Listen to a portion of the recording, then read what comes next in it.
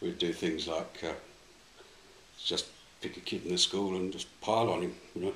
Might be 20 of us, we'd lead it. Graham would be one of the main ones, and the other one we'd do was the rack, where we'd pick a school prefect and put him across a vaulting horse or that sort of thing, gym equipment, and stretch him as far as we could, then let him go.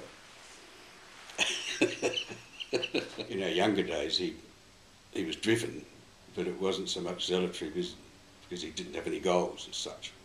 It was just informing, developing as a person of utter determination, which of course we would often just laugh at because we thought he was so, the way he would dress so meticulously. And I remember once we were all going out on a boys' night to hit the town in our late teens, and we went to pick him up. He was the last to get into the car, and we waited 10 minutes for him. He got into the car and he noticed there was a spot on his trousers, so he wouldn't move until he'd gone back inside and got the spot off his trousers. So we sat in the car for another 10 minutes. That's how he is. I mean, and maybe this is not for right, I mean the chicks used to just drool over him, but he was hopeless.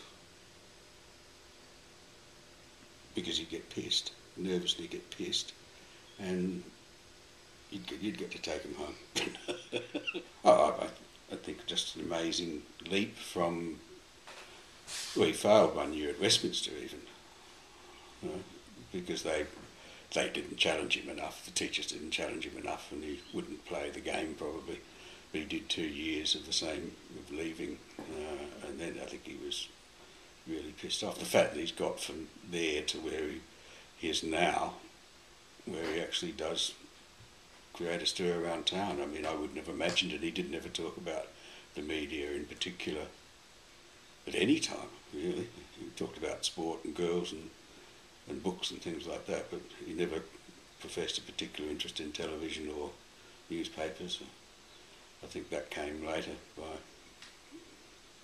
by accident, going to the top at a relatively late age. I think that's what always intrigued me. He's taken on this amazing workload. He's older than me. You know? And I wonder how he does it.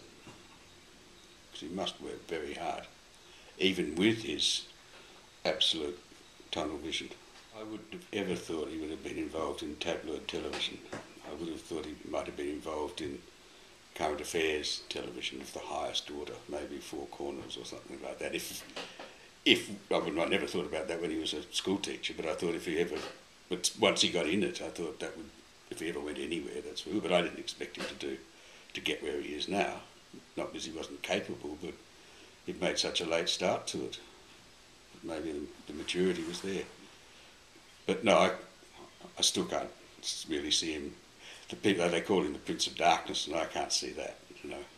And yet it must be true, because his name's all over town.